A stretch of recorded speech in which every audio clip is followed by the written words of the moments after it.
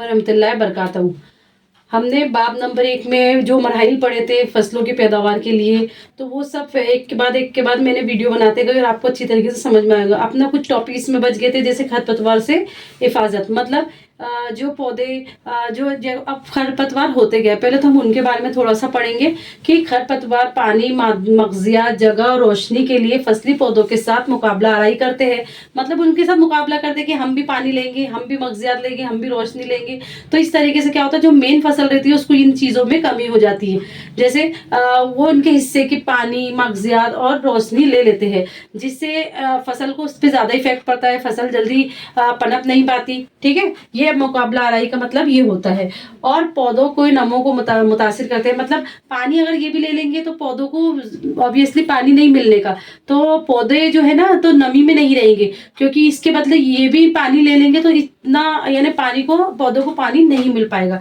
तो कुछ फसलों की कटाई में रुकावट पैदा करते हैं, और कुछ खरपतवार ऐसे होते हैं जो फसलों को काटने टाइम बहुत मुसीबत देते हैं, लंबी लंबी झाड़ियां बन जाती है। तो इस तरीके से वो बहुत ज्यादा तकलीफ देते हैं, और इंसान और जानवरों के लिए जहरीले हो सकते हैं, और इंसान और जानवरों के लिए क्या हो सकते हैं, जहरीले हो सकते हैं। अब देखो, किसान को खरपतवार हटाने के लिए क्या करना चाहिए, तो सबसे पहले उसे खेत जोतना चाहिए, और इसे उखाड़ने के लिए उन्हें दूसरे इस्तेमाल करना चाहिए, मशीन से, या जो इस तरीके से हम काटते उखाड़ कर अलग करते जमीन से, या खुरपी के जरिए इस काम को अंजाम दे सकते हैं। मतलब इसको पहले ही खेत जोत लेना चाहिए। खेत जोतने से भी क्या होता है, ये हट जाते हैं, और अगर नहीं खेत जोत पाए तो इसको खुरपी की मदद से हम ये काम को अंजाम देते हैं। खरपतवार को उखाड़ने के लिए बीज ड्रिल का भी आजकल इस्तेमाल किया जाने लगा है। बीज ड्रिल क्या होता है, मैंने आपको पहले बताई थी, जो कि खेती में हल्के जैसा होता है, हल्के टाइम मिट्टी को पोला करने के लिए इस्तेमाल किया जाता है। या इसके अलावा कुछ मखसूस केमिकल होते हैं जो खरपतवार को हटाने का काम करते हैं,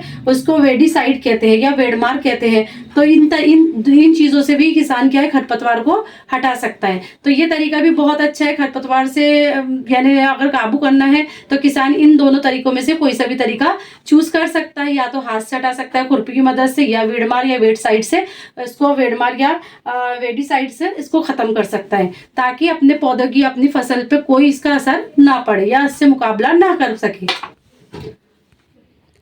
अब देखो, ये किसान क्या कर रहा है कि केमिकल के रूप में वेडिसाइड या वेडमार को मार रहा है, जिससे कि जो खरपतवार है आसपास वो बिल्कुल बेजान हो जाए। ठीक है ना, तो इस तरीके से भी वेडमार का इस्तेमाल हम कर सकते हैं। अब अगला मराइल आता है हमारा कटाई। कटाई को बोलते हैं हार्वेस्टिंग। अब कटाई क्या होती है, तो आपने भी देखा होगा खेत वगैरह किस तरीके से फसल कटाई जाती है। फसल के पकने के बाद उसे काटना कटाई कहलाता है, यानी हार्वेस्टिंग कहलाता है। फसल के पौधों को देखो, हार्वेस्टिंग किस तरीके से की जा सकती है, या तो फसल के पौधों को खींच कर उखाड़ लेते हैं, या जमीन के नजदीक से उसे दराती के जरिए काट लिया जाता है। फसल से अनाज के दानों, अब ये जो प्रोसेस है पूरी, जो निकालने की, फसल पक गई है इसको निकालने की जो प्रोसेस है वो हार्वेस्टिंग कहलाती है, यानी कटाई कहलाती है। ठीक है, फसल से अनाज के दानों को अलग करने की भी जरूरत होती है, जिसे थ्रेसिंग कहते हैं। पहले ये लोग फटक के अलग किया करते थे, लेकिन अब मशीनें वगैरह निकल गई है। ये काम कंबाइन के जरिए भी अच्छी तरीके से अंजाम दिया जा सकता है। मतलब कंबाइन मतलब किसको बोलेंगे, देखो मैंने यहाँ शॉर्टकट में लिख दिया, combine is equal to harvesting plus थ्रेस्टिंग।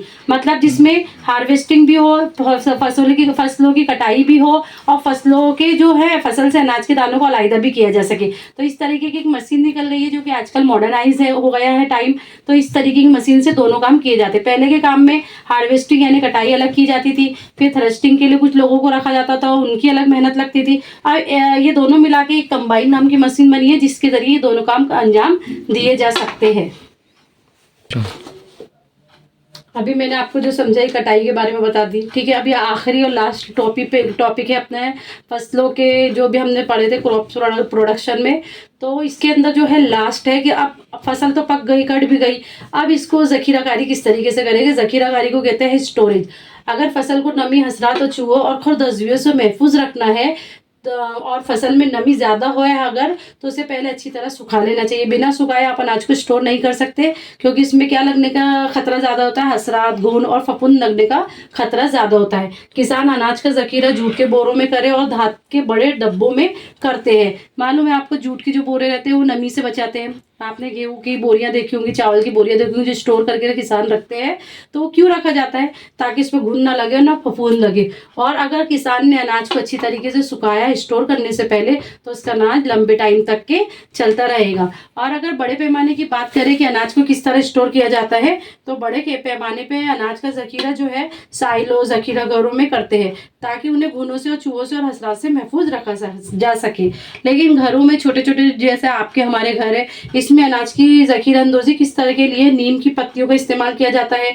बड़े गोदाम में बहुत ज़्यादा जखीरा अंदोजी के लिए अनाज को घुनों और खुरदजुए से दूर रखने की गर्ज से कीमियाई इलाज भी किया जा सकता है। कुछ केमिकल वगैरह का भी इस्तेमाल करते हैं जखीरा, यानी वो कुछ गोलियां वगैरह होती है या जो कुछ केमिकल होते हैं जो गेहूं की बोरियों में या चावल की बोरियों में डाल दिया जाता है, ताकि ये अनाज लंबे समय तक के अच्छा रहे, लंबे वक्त तक के स्टोर किया जा सके और उसमें किसी भी प्रकार की कोई खराबी पैदा ना हो। तो मैंने जो आपको बाब नंबर 1 फसली पैदावार और उसका इंतजाम बढ़ाई हूँ, पूरा एक एक स्टेप बाय स्टेप में हर इस चीज़ की वीडियो डाली हूँ।